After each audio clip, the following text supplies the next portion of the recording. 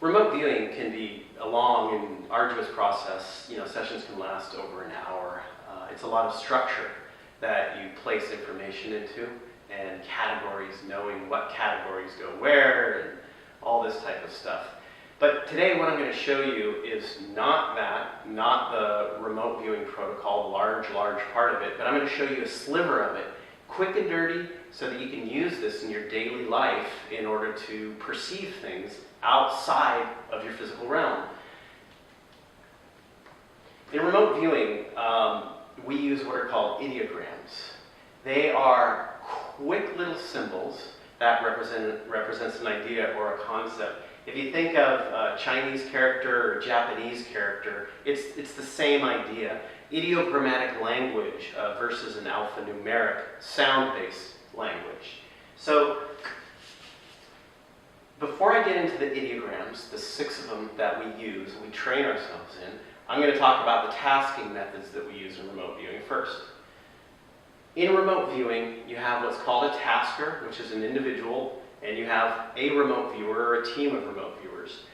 It's the tasker's job to decide what the remote viewers are going to view. And they're the one that comes up with the target or the objective. I use those words interchangeably. When you hear me say objective, it also means target. So let's just say I'm the tasker, and I want a remote viewer to view the Eiffel Tower current time. So I will write that down on a piece of paper.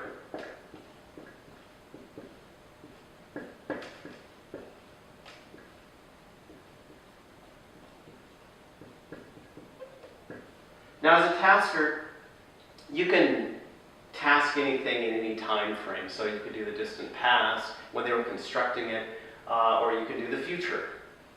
And then what the tasker is going to do is just write down a random 8-digit number. This is off the top of their head, right? And what they're doing is they're tying the intent between the number and what they want the viewer to remote view.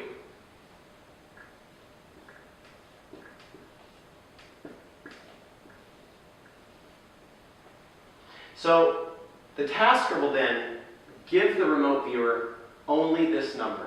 The remote viewer will not see this at all until they're done with the session and they get feedback. From that number, the remote viewer will produce an ideogram, and I'll show you what that looks like. And then we'll go through the ideograms. So I'm the remote viewer, I receive the number, I write it down very quickly, and without even thinking about it, all I do is about a 1-inch doodle. It's a doodle, that's it. All the information that you need to know is contained within these doodles that you do. So here we go. 8, 1, 5, 3, 1, 2, 8, 8. That's it, right? That is it. Now it's the job of the remote viewer to decode this doodle, but we won't get to that point yet. Let me first show you what these doodles mean.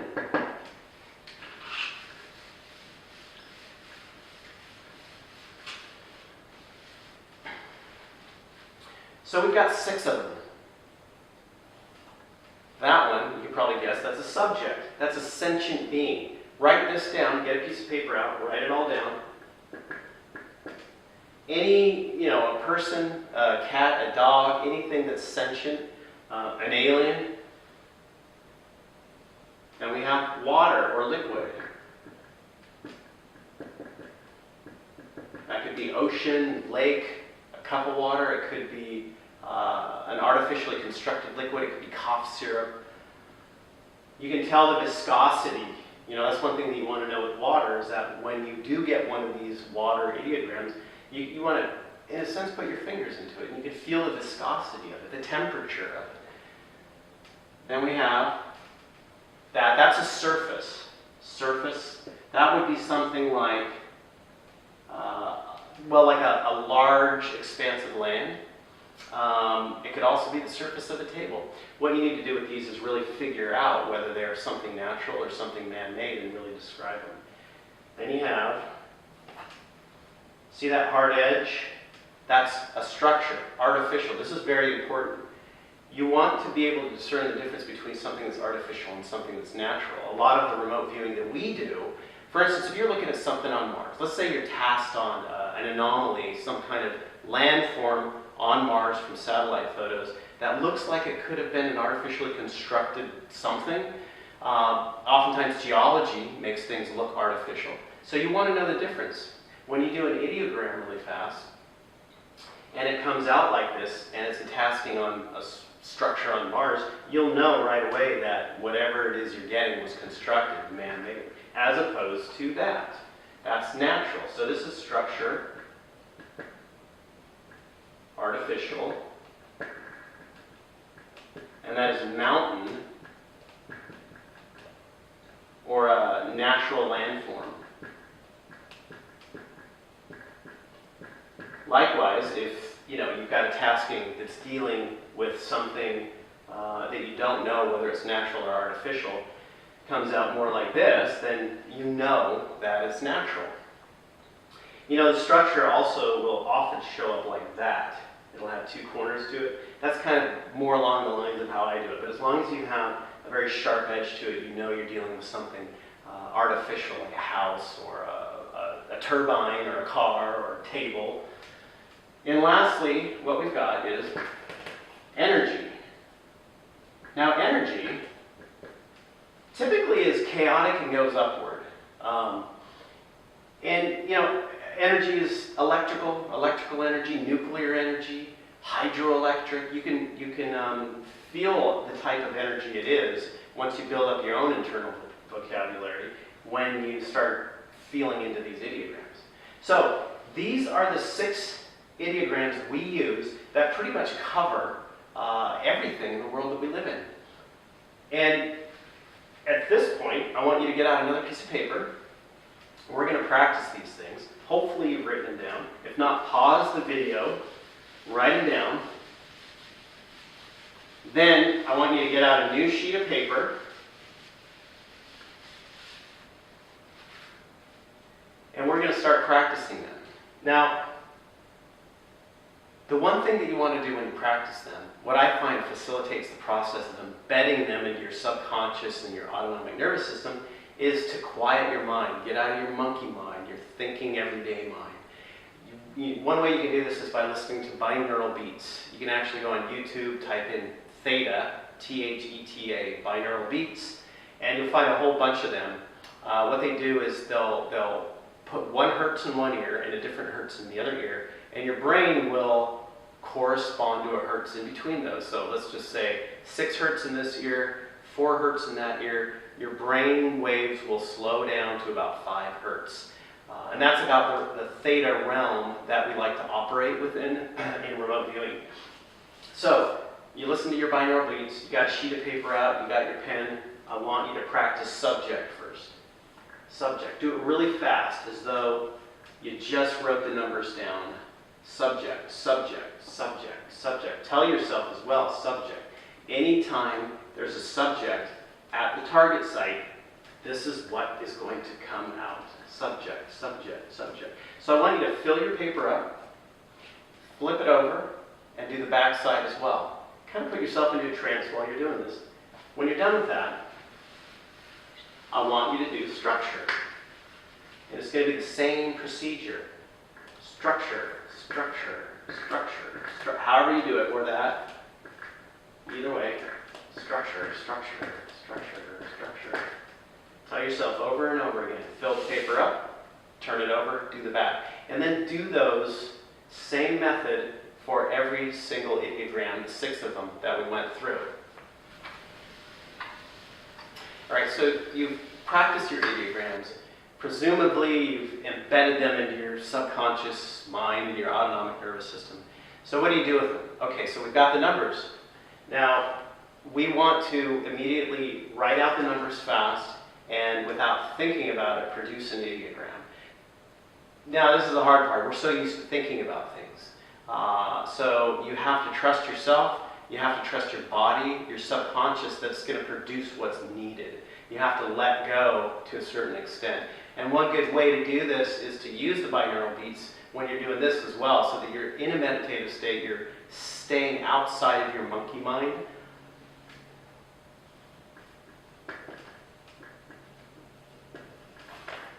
All right. See how fast that came out. So immediately, what I see here, first thing you want to do is identify your ideogram. Well, to me, that's a structure. I've got the two sides. You got a little sharp edge there. I'm going to write structure. And we know that this is artificial because of the way I've done it. Artificial. So we're dealing with an artificial structure right off the bat. So now I want to start probing it. What's interesting is it's easy to teach the remote viewing structure. You know, the protocol is a lot to do with the structure. Very easy to teach that.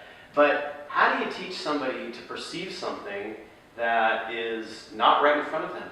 We use our five senses in everyday life in order to describe our reality, you know.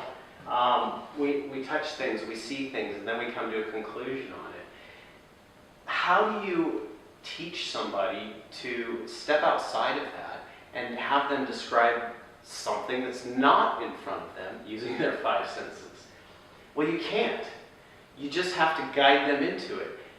Calm your mind down, get into a meditative state, allow yourself to feel it in your body, right? Once you go into your head, come up with ideas about it, you've lost it. So you want to stay very low level. You want to feel this basic sensory information, colors, sounds, smells, tastes, touches, temperatures, surface textures. So what I get here is, it's like twinkling lights. Now you got to write it all down, right? We're not drifting off in our heads and just trying to perceive things. We're writing it all down. We're staying grounded. There's like a girdered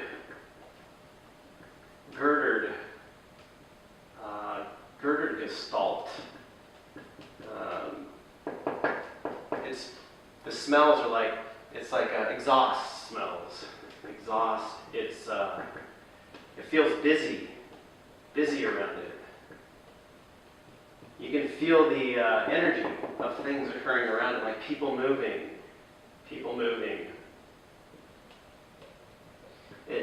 There's a sense that it's pointed. And this historical feel. It's also dirty. It feels very dirty and grimy. Dirty and grimy around it. So you can see how low level I'm staying. I'm not going into high level concepts. Now, it's historical. It's pointed. We know we're dealing with the Eiffel Tower here, right?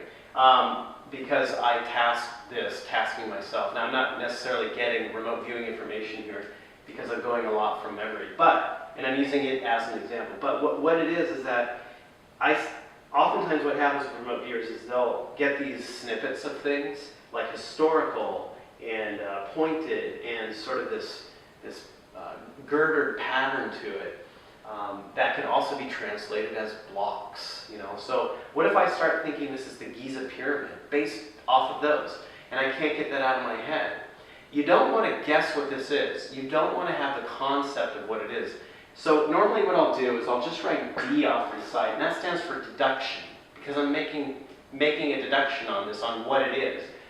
You don't want to do this very often. You want to stay out of that realm and just describe at a low level what you're sensing. So I would just write Giza pyramid. Now, we know it's not, it's the Eiffel Tower, but, you know, to a remote viewer, the gestalts are very similar, you know. And I would drop my pen so I forget about it. And then I would jump back to the data, keep probing, keep feeling inside of me on basic low-level information. Close your eyes, you don't get visuals. Remote viewing is not like a movie playing out in your mind's eye. It's sensing and feeling with your whole body and utilizing this whole other way to describe information and feel information. Now, you can have a friend do this. You can have a friend write up a quick tasking for you, teach them how to do it. They give you a tasking, you can do a couple pages, do a couple of different ideograms. As well as that, practice your ideograms on a regular basis. You don't even have to do this on pen and paper. Let's say, you know, a buddy of yours is in a bad state and you're trying to, you know, feel if they're doing okay. Say you're at the grocery store, just do a quick ideogram of a subject in the air with this Your intent being you're going to feel how your friend is feeling, how they're doing right now. And you can feel it. You just do a quick ideogram feel. You'll get a feeling of what's going on with them. So you can use it anytime, anywhere. It doesn't matter where you are. And this will eventually open you up more and more to sensing things in a different way.